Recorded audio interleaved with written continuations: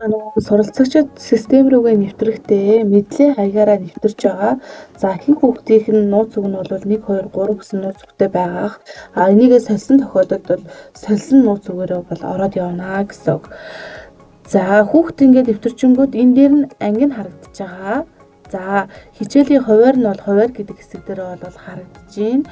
Лайв хичээл гэдэг хэсэг дээр та хэдийн үүсгэсэн лайв хичээлүүд бол энэ хэсэг дээр харагдаад хүүхэд болоо шууд холбогдох гэдэг товчлуур даржгаад холбогдчихно гэсэн үг. За энэ холбогдох гэдгээрээ холбогдно.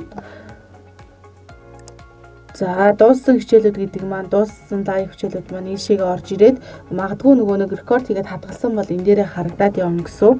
Гэрийн даалгавар гэдэг хэсэг дээр бол тусдаа өгсөн нөгөө гэрийн даалгаврууд маань харагдана. За контенттой хамт явж байгаа гэрийн даалгавар чинь бол энэ контент дотроо л ер нь бол явна гэсэн үг шүү.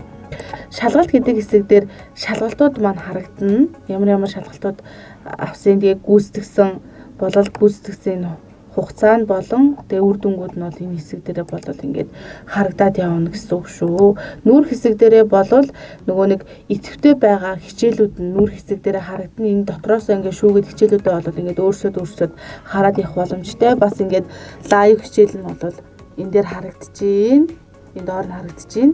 За энэ дээр талд нь бол нөгөө нэг авсан гүйцэтгсэн шалгалтууд нь бол харагдаад явж байна гэсэн үг. За нэг сурагч бол ингэж нэвтэрч ороод юмнуудаа болол ажиллаад явах боломжтой гэсэн үг.